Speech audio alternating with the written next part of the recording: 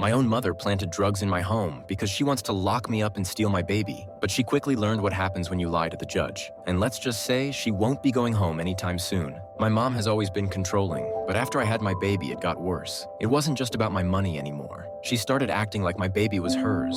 I never really understood why she behaved like this, but it had always been the same. Her controlling, me obeying. One night, we had a huge fight because I wouldn't give her the PIN to my debit card. I said no, and she completely lost it. She grabbed scissors and cut my card into tiny pieces right in front of me. I just stood there, staring at the pieces, feeling like all the control I thought I had was slipping away. That was the breaking point. I knew I had to leave.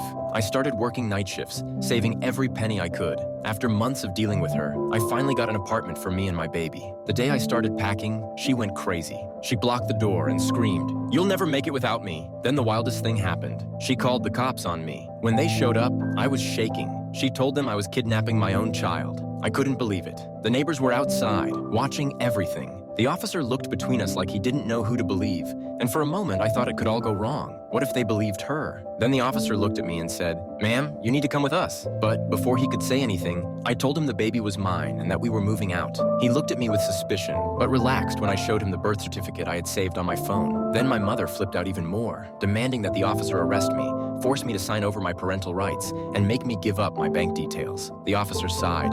The kind of sigh that says, "Why was I even called for this?" He told my mother that he couldn't arrest me for moving out because I was an adult and the baby was my child. He also said he couldn't force me to sign over my parental rights or give up my bank information. He added that if she wanted to go for grandparents' rights, she could, but judging by how unhinged she was acting, it didn't seem like she was in the right frame of mind to be near any child, let alone her grandchild. This did not go over well. As the officer was leaving and I was packing some of the baby's things, my mother lunged at me and started scratching my face. I defended myself and shoved her away. She screamed at the officer to arrest me for assaulting her. The officer sighed again and said he had seen her lunge at me first, and my shoving her was self-defense. Then he said someone would be going to jail tonight and told her to put her hands behind her back. I had never felt so grateful for the police in my life. While the entitled mother was being taken to jail for the night, I used the time to pack up everything I could. My siblings were understandably upset that she had been arrested, but after I explained the situation, they didn't try to stop me. I rented a moving van, packed up everything, and went to my new apartment with my baby. A friend helped me unpack some basic things, set up the baby's bed, and we got Chinese food. The feeling of relief washed over me like a tidal wave after years of abuse, stealing, and control. I was free. I don't think I ever cried so hard. Eventually, I couldn't keep working nights because finding childcare at those hours was impossible. Almost everyone in my family disowned me for hurting the entitled mother. I found a job that paid close to $3,000 a month, which was above my skill level. Thankfully, it had a full training program. I could afford the nearby daycare and still make enough to pay the bills and have a little extra for saving and fun things for me and my child to do on the weekends. While I was glad to get away from the entitled mother, my baby often said he missed her and liked the present she gave him. While I didn't let my baby go without, he certainly wasn't getting as much as before. I didn't want to shatter his view of his grandmother, but I didn't want to lie to him either. I told him that the entitled mother was no longer in our lives because she treated me very poorly and I couldn't handle it anymore. My baby is now 7 years old. He understands when adults are mean to each other. He knows the entitled mother was mean to me, but he liked that she was nice to him. He is a kid, so I won't hold that against him, even if it makes me grumble a little. I am still in therapy. Fast forward a year, I had turned our apartment into a home. The baby's room was full of toys, clothes, a bed, and books, and the refrigerator was always stocked. With my income, I bought myself the queen bed of my dreams. We lived comfortably. While we weren't rich, we had enough money to get by. Having financial stability was something I never thought I'd have under my controlling mother. I had even started dating a great guy. I met him at a luncheon my boss hosted. We hit it off immediately, and the baby absolutely adores him. After a year of no contact with my mother, I was surprised to get a Facebook message from one of my siblings. They asked if I would be willing to talk to my mother and try to mend the rift because she missed the baby and wanted to fix our broken family for the baby's sake. I didn't want to. I felt like this was a trick to get close to the baby and hurt me again. Just seeing the message triggered a PTSD episode. I was very scared. My boyfriend helped calm me down and suggested I talk to my therapist. I called her and set up an emergency appointment. My therapist said my mother reaching out might be sincere, and the worst that could happen is the visit goes badly, and I go back to no contact. I wasn't worried about an argument. I was worried my mother might steal or kidnap the baby. My paranoia was all over the place. After thinking it over, I decided not to let fear control me. I messaged my sibling back, and we made plans to meet in a public place for lunch. I agreed to bring the baby but insisted my boyfriend come too. My sibling wasn't happy, but reluctantly agreed. Red flag number 1. As the day of the lunch approached, my mother sent me a Facebook message saying how much she missed the baby and that she had lots of presents for him. I said he would be grateful for the gifts, and my mother said she had one for me too. To avoid an argument, I thanked her and said I'd see her at lunch. She assured me I'd be shocked when I opened my present, adding a devil grin emoji. Red flag number 2.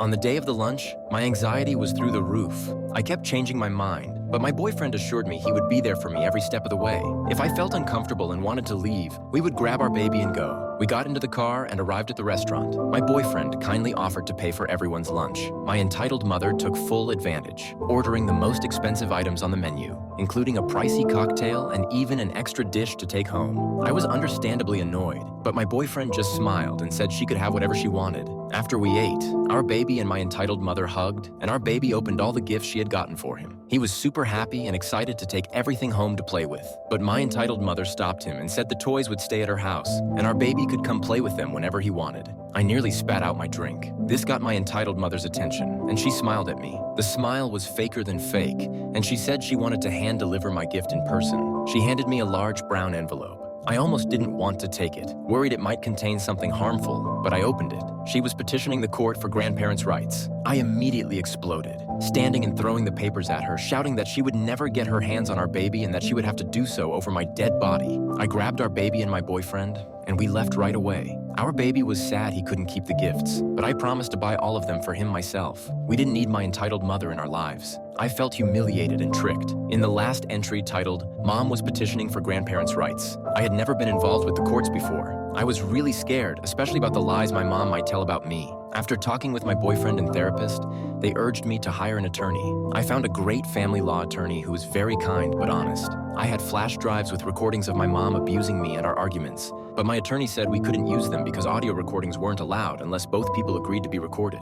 I almost lost hope, but he assured me that my mom's previous arrest, the officer's testimony from the night I moved out, my boyfriend's witness statement, and the fact that my mom hadn't seen the baby in over a year were enough for a judge to deny her any grandparent rights. At the hearing, my mom played the victim, claiming I was the aggressor, that I smoked marijuana around the baby, and that I was a prostitute who brought strange men into her home and slept with them in front of the baby. She even accused my boyfriend of molesting the baby. The judge asked if she had any proof, and she looked at me with a fake motherly tone, saying she didn't want to ruin my life but was forced to act for her grandchild's best interest. I couldn't help but snort. My siblings repeated her lies but had no proof, so the judge dismissed their testimony as hearsay but ordered me to take a drug test. When it was my turn to testify, I talked about the years of abuse and theft. I told the judge about the money my mom had stolen from me and the time she cut up my debit card because I wouldn't give her my PIN. I also mentioned how she demanded the cop arrest me and forced me to give up my bank details. When I stepped down, the officer testified and confirmed my story. My mom turned white as a ghost and started shouting at the officer, calling him a liar. But the judge had the police report. He warned my mom that he would hold her in contempt of court if she continued. My therapist and boyfriend also testified. The judge denied my mom's petition for grandparents' rights and said she needed counseling and was unstable. My mom was shaking with rage but held her composure and walked out, glaring at me as she passed by. Outside the courtroom, I told my siblings that I would never let my mom into my life or the baby's life again, and if they sided with her, I would have no contact with them either. My boyfriend, who I later married, and I decided to put my mom and that side of the family behind us. Our wedding was small, with only his side in attendance, but I didn't mind. His family welcomed the baby and me openly. We moved into a larger home nearby and decided to start a family together and give the baby a sibling. Being a mom helped me get through the years of torture, and I am very good at it. My husband even legally adopted the baby. You would think this would be a happy ending, but my mom keeps coming back like a persistent rash. I know this is a novel, but I'm actually glad to be doing this. It is cathartic in a way. You may notice this all takes place over many years. Just to clarify, it did not all happen at once. This is an accumulation of instances where my entitled mother was toxic and dangerous. Thanks for listening. It means a lot. My boyfriend proposed and we got married in a small courthouse wedding with his parents and siblings in attendance. It was not the big wedding of my dreams, but we spent the money on our honeymoon, which was fantastic. Fast forward 2 years. I am still in therapy, and it helps to have a husband I can turn to when I'm feeling stressed or my post-traumatic stress disorder flares up. But I start to notice he is being distant towards me. To make a long story short, he had been cheating on me for well over a year with a coworker. I was able to move baby and me back to our old apartment complex. It was not the same apartment, but the transition was pretty easy, and I had enough vacation time at work to take a few days off to get everything sorted out. My ex-husband and I divorced, but agreed to stay amicable for the baby's sake. A few months go by, and I was starting to get over the divorce. Baby and I were spending more time together, and I was supporting him through his favorite thing at that time, Little League. He tried out for the school team and got picked right away. I was so proud of him. It was better than him being obsessed with video games. After a little time, I get a Facebook message from one of my siblings again. Therapy had been so great with helping me overcome these emotions, so I did not react as badly as I had before. They wanted me to forgive entitled mom for how she acted, saying she was deeply sorry and truly wanted to mend the rift. If she was so sorry, why did she not message me herself? She has my Facebook. I asked my sibling why now, and they said because of the divorce. It is not right that I am alone now. I had not told anyone in my family about my divorce. I am pretty much no contact with all of them. I am guessing word just spread around about it. I told my sibling that I was fine, and still did not want any contact with entitled mother after she lied about me to a judge. Sibling said entitled mother had been in therapy and realized she was wrong and thought if she messaged me herself, she would just get blocked and ignored. Hearing that entitled mom was seeing a therapist actually made me happy. Maybe now entitled mom could see that her abuse and torturing me was toxic and that it destroyed our relationship. Because I am an absolute fool, I asked my sibling if she could watch my apartment while baby and I take a short but much needed vacation with some friends. I would only be gone for the weekend as we were going to the spa. I also asked sibling not to tell entitled mother my address, just as a measure of safety. I asked my ex-husband to check on my apartment from time to time over the weekend. I thought this would give baby the chance to get to know their family a little, and I would get a nice quiet 2 days of pampering. I drive to the spa, and I'm there not even 3 hours before I get a frantic call from my ex-husband. My apartment was trashed, the walls smeared with dog feces, and the police are there looking for me. Of course, I am panicking at this point, and I had to drive the hour-long trip back home, terrified of what I'm about to walk into. When I get there, I am arrested on the spot for drug possession, child neglect, and child endangerment. I am absolutely 100% shocked by this. I don't do drugs. I don't even smoke. I have a couple of drinks on occasion, but other than that, I'm pretty much a square. An entitled mother called the police after seeing her grandson covered in bruises and dog feces. I was taken to the police station and questioned at length about the accusations against me. After the police searched my messy apartment, they found drugs on my kitchen counter. When I found out that the entitled mother called the police on me, my PTSD flared up and I had a severe anxiety attack. I had to be admitted to the hospital for a psychological evaluation. The on-call therapist told me I was screaming, "Why is she doing this to me?" and that I wanted to die. After 3 days on medication that made me feel like a zombie, the police came back to talk to me. They told me that the entitled mother refused to take the baby to the hospital for an examination, saying she knew he had bruises and didn't need a doctor to tell her that he was abused. My ex-husband, being the godsend that he is, asked the police to take the baby from her custody. After an extensive examination, the baby had no bruises other than scrapes from Little League. He told the officer that the entitled mother said she was going to be his mother now. He made it clear that she was scary and he was afraid she might hurt him if he tried to escape. Both my siblings were questioned and, to save themselves,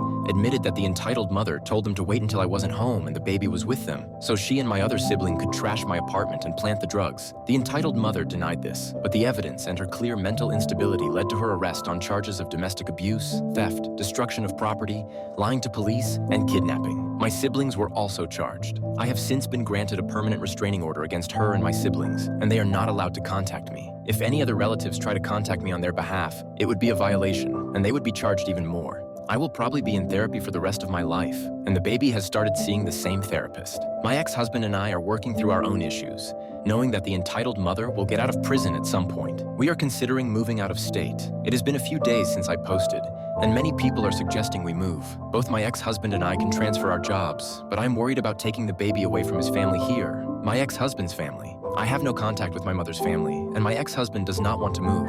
He thinks moving means they have won and scared us off.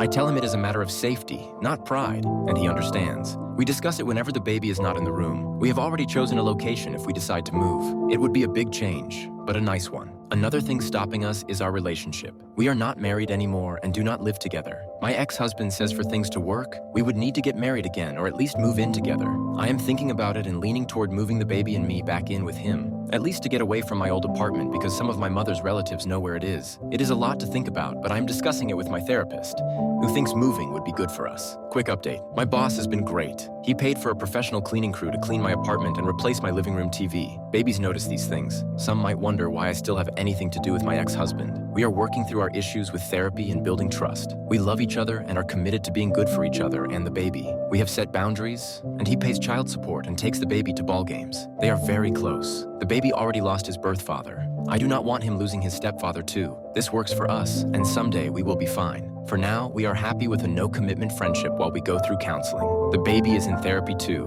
which helps him cope with the loss of his birth father and the trauma from his grandmother. Second update. I realized I missed some details.